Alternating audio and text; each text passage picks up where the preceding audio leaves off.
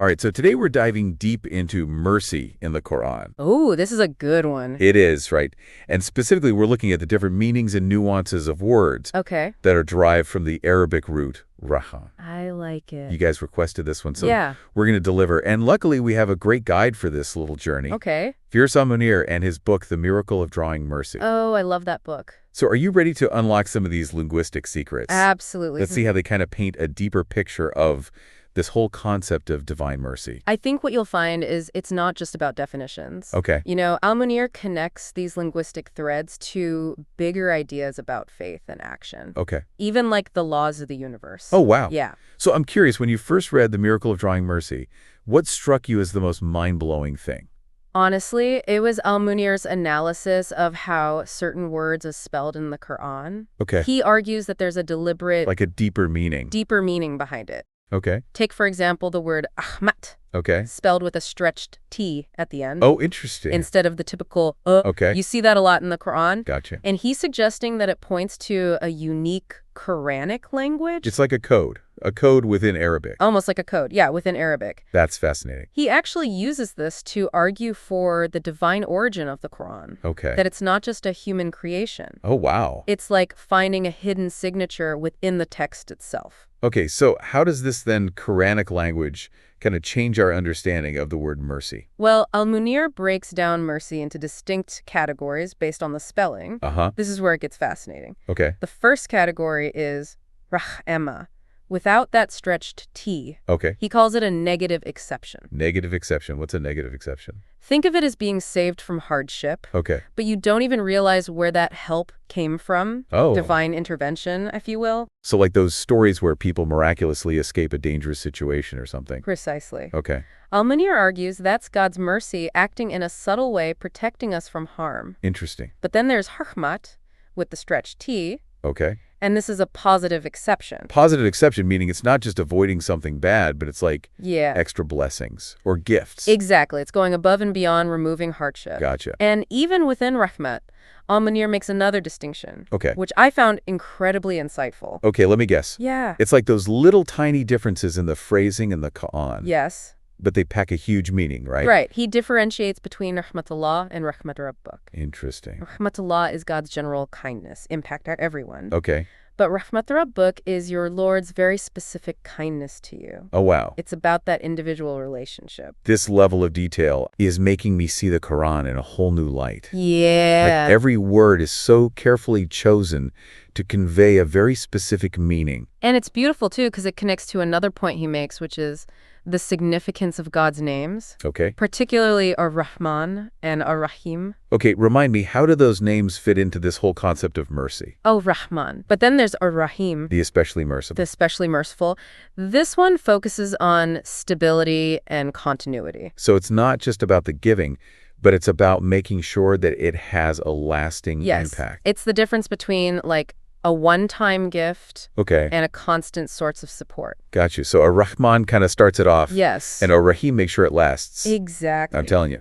And that ties back to the stretched T in Reshmat. Oh, wow. It's a constant flow of blessings, not just a single instance. This is incredible. Firas Al Moneer, he's brilliant in weaving all these subtle details Yeah. to create a much richer tapestry of meaning. I feel like we only scratched the surface. Yeah. And already my whole understanding of mercy is being challenged and expanded. It's pretty amazing, isn't it? It is. It is. There's so much more to unpack here. Oh, we've got a lot more ground to cover. Okay. Al Moneer goes on to connect this to even bigger ideas. Okay. The laws of the universe, our purpose as humans, the nature of true faith. Oh, wow. I can't wait to dive into that. But for now, I think we need a moment to let all of this Yeah, take a breath. sink in. Yeah. We went from like a simple observation about a stretched T to a whole new understanding of mercy and all these layers of meaning. It's true, and this is just the beginning of our exploration. So Okay. stay with us as we continue this deep dive into the miracle of drawing mercy, uncovering even more profound insights. Can't wait. Yeah.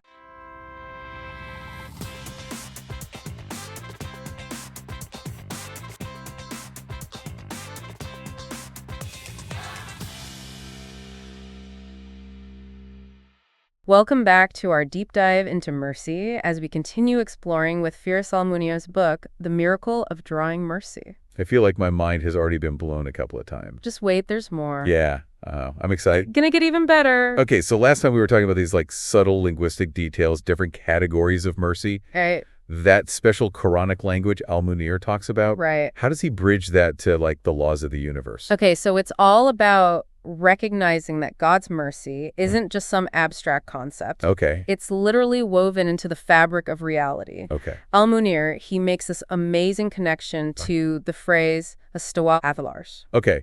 Which is often translated as like his settling on the throne or something like that. Right, right. Which I always find a little tricky. Yeah. It's easy to take it literally. Yeah. But I feel like it's much deeper than that. It is. He argues it's a metaphor. Okay. Signifying that God created and controls everything. Okay. And that his attribute of Rahman Okay. is directly linked to the material laws that govern our world. Are you saying that when we talk about scientific laws, Yes. like gravity, the laws of motion, yes. we're essentially talking about a manifestation of Rahman? Precisely. He even uses this example of birds flying. Okay. He points out that they're able to fly because of this whole symphony of forces, gravity, lift, aerodynamics, all working together. And here's where it gets even more interesting. Okay. He argues that understanding and respecting these laws Okay. is part of our purpose as humans. It's like we're meant to unlock the secrets of the universe. Yes. As a way of drawing closer to God. In a sense, yes. Okay. He's saying that true faith isn't just blind belief. Okay. It's based on knowledge and action. Knowledge and action. By studying and respecting these laws, okay. we're fulfilling part of our purpose. So it's not just about like it's not just the prayer and rituals. Exactly. It's about actually engaging with the world. Yes. Seeking knowledge. Yes. He uses the term ibadah, respond for this. He does. And it's not just about understanding. Okay. It's about living in harmony with these laws. Living in harmony. Recognizing the wisdom. Okay. And mercy embedded in the way the universe works. Okay. He contrasts ibadah Rahman with jahilun.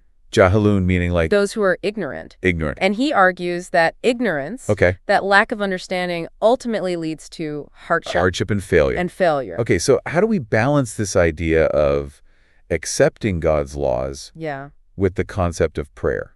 Right. It's a great question. And Al Moneer addresses this head on. In The Miracle of Drawing Mercy? In The Miracle of Drawing Mercy, yeah. Okay. It goes back to that distinction between kalam and hapdap. Okay. So kalam refers to God's commitment. His promises. His promise. The unchangeable laws of the universe. Right. It's like that unbreakable cosmic contract. Okay. You can't go to God and ask him to tweak gravity for you. Right. Exactly. So with kalam, there's no negotiation. Okay. Our role is to understand and work within that framework. Okay. But then there's hapdap. Okay. Which is more like a back and forth discourse. Okay. Now here's where it gets interesting. Okay. Al Moneer says humans can't engage in hapdap with God. So it's not about trying to bargain with God. Exactly. Or bend the rules. Right. It's about surrendering to his will and trusting in his mercy. Yeah.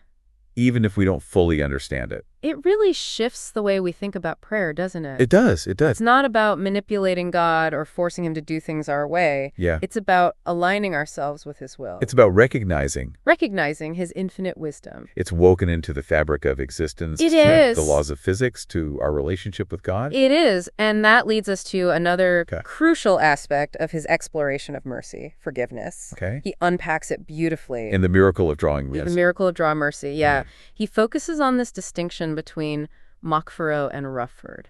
Okay, another one of these subtle differences. Right. That seems to hold a universe of meaning. Exactly. So both are translated as forgiveness, right? Yes. But what sets them apart? Okay, so Ghafur is the more straightforward concept. Okay. It's God's forgiveness of sins that we repent for. Okay, so we mess up. Yeah. We realize we messed up. Right. We go back to God and ask for his forgiveness. It's like apologizing to someone you wronged. Okay. Acknowledging the harm you've caused. Okay. And asking for their forgiveness. Gotcha. God, being Al-Fur, readily offers that forgiveness. To those who are sincere? To those who sincerely repent. Okay, but misfirdah. Right, here's where it gets really mind-blowing. I'm ready. Al Moneer describes maghfirah as God forgiving sins that we might not even be aware of committing. Wait, how can you forgive someone for something they don't even know they did? That's the beauty of maghfirah. Okay. Al Moneer says God, as our creator, okay, has a perfect understanding of our limitations. Our weaknesses. He knows our weaknesses, our tendencies to err, circumstances that might lead us to make mistakes. Even if we don't know about them. Even if those factors are hidden from us. It's like he's saying, I know you're not perfect. Yes. And I'm already forgiving you for it. Exactly. It's such a profound it really is. expression of his love and compassion. Yeah. and this forgiveness. Okay. This makroelis stems from God's infinite mercy. Okay. He recognizes our understanding is limited, Okay. that our actions might be influenced by things beyond our control. Things we don't even know about. Things we don't even know about. Okay. And he takes all of that into account. Al Moneer even goes so far as to suggest that God might even forgive some individuals who disbelieve. Right. If their disbelief stems from genuine intellectual limitations. Or lack of access to the truth. Or lack of access to truth. That's right. Okay. He's acknowledging that belief isn't always a simple choice. It can be influenced by so many things. Yeah. Outside of our control. And God, in his infinite wisdom and mercy, judges us not only on our actions, but our capacity to understand. Our capacity to understand and choose. This is blowing my mind because pretty amazing. It's always presented as so black and white. Yeah. But if God is forgiving us for things that we might not even be aware of, right, where does free will fit in? Right. That's a great question. Like, what does that say about our ability to choose? You know, that's a question that's puzzled theologians for centuries. I bet. What I think Al Moneer is getting at is this idea that God's knowledge doesn't negate our free will. Oh. He knows our hearts. Okay. He knows our struggles. Okay. And he offers his forgiveness freely regardless of our circumstances. That's incredibly reassuring. It is. To know that even when we make mistakes, right, even when we fall short, yeah, his mercy's always there. It is. Waiting for us. And it ties into another important point he makes, which is that forgiveness. Okay. This mashrael isn't a one-time thing. Oh, okay. It's an ongoing reality even in the afterlife. Are you talking about darajat? Yes, degrees of accountability. Okay. He argues we're not all judged by the same standard. Okay. God takes into account our individual circumstances, okay, our capacity to understand our struggles, our triumphs. He uses the example of Surah Al-Najm yes, to illustrate this. He does. Which is the surah that addresses those who struggle with doubt and uncertainty. Exactly. This is where it's so comforting. It is. Because he's saying God recognizes the sincerity of those who grapple with difficult questions. Exactly. It's not about just blindly accepting everything we're told. It's not. It's about wrestling with these ideas. Yes. Seeking deeper understanding. Having a dialogue. Trusting that God's going to meet us where we are. Exactly. And that's such a crucial point, especially in today's world where information is so readily available. And we're bombarded with so many different perspectives. Right. And interpretation. Easy to get lost in the noise. Yeah, to doubt everything. Doubt everything or cling to dogma out of fear. Exactly. But what Al Moneer is suggesting is that true faith is built on a foundation of knowledge. Of knowledge, understanding. And intellectual honesty. Exactly. It's about engaging with the Quran. Yes. Asking tough questions. Yes. And having that open dialogue with God. He's giving us permission to doubt, to question, to struggle, and to trust. And to trust. That God will guide us through it all. That's powerful. And that guidance is rooted in his infinite mercy, which is woven into the fabric of our existence. Oh, man. And from the laws that govern the universe to the forgiveness that he offers so freely. This has been an incredible journey. It has. And we started with the spelling of words. We did. And now we're exploring the nature of faith. We are. And existence. Yes. I can't wait to see what else Al Moneer has to say. Well, there's much more to explore in the miracle of drawing mercy. Okay. Stay with us as we unpack these profound concepts. Okay. And delve even deeper into these boundless depths of God's compassion. Awesome. I'm ready. It's amazing how much we've uncovered in just this short amount of time looking at mercy in the Quran. Yeah, it's really been fascinating, hasn't it? Firas Al Moneer's book, The Miracle of Drawing Mercy, has really opened up a whole new perspective for me. Yeah. And one of the things I wanted to touch on, again, because I know we talked about it briefly before, this distinction that he makes between Rahimaliya Vasya and Wasal al-Ma. Oh, that's a good one. I'd love to get a little deeper into what makes those two concepts unique. Yeah, so they both kind of translate to vast, but vast mercy versus vast forgiveness. Okay. And Al Moneer's getting at the sheer scope and depth of God's forgiveness. Okay. It's something that goes beyond our limited human understanding. It's almost like trying to grasp the concept of infinity. It is. You know, our minds can sort of get a sense of vastness. Right. But true infinity is just beyond us. Yeah, beyond us. And that's what's so powerful. And that's what makes Wasal and Faral so powerful. It suggests this level of forgiveness that's so profound, so immeasurable. So even the language, the words we try to put around it, can't really encompass it. They can't fully encompass it. That's exactly his point. It's a humbling thought. It is. To think that no matter how much we think we understand, it's always going to be It's always going to be bigger. Yeah. More profound, more encompassing than we can even imagine. Exactly. And this leads to one of the most beautiful and perhaps unexpected ideas he presents. This idea that we need maghfirah. This vast, incomprehensible forgiveness. Even in paradise. Even in paradise. So it's not just about him forgiving us so we can get but it's about it being an ongoing reality. Ever-present reality. Yeah, even in this state of perfection. Al Moneer suggests that even in paradise, we will still be imperfect beings. We'll still have moments of weakness. Yeah, moments of weakness, maybe even make mistakes. And God's grace extends to that realm. So it's like a safety net. It is. That's woven into the fabric of paradise itself. That's a beautiful way to put it. So even when we stumble, God's forgiveness is there to kind of catch us. And it highlights that our need for God's grace isn't contingent on our circumstances. It's not about where we are, exactly, what we've done or haven't done. It's an inherent part of our existence. This whole deep dive has been a real paradigm shift for me. I can imagine. Because I always thought of mercy in a more limited way. Right. Like forgiveness for my actions, relief from hardship. Right.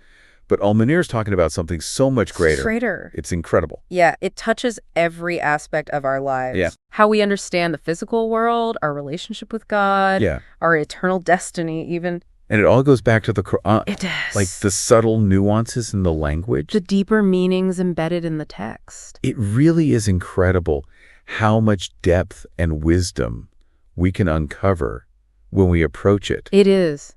With a curious mind. With curiosity. With curiosity. And an open heart. And an open heart. Yeah, I think this is a perfect place to wrap up. Yeah, I agree. Our deep dive. Yeah. So much amazing stuff. So many insights. So many insights. And I think I speak for both of us when I say, if you're interested in going further, please do. Definitely pick up a copy of Firas Al Moneer's The Miracle of Drawing Mercy. It's a must-read. You won't be disappointed. It'll spark a journey of discovery and reflection. Absolutely. So until next time, happy dive. Keep diving deep.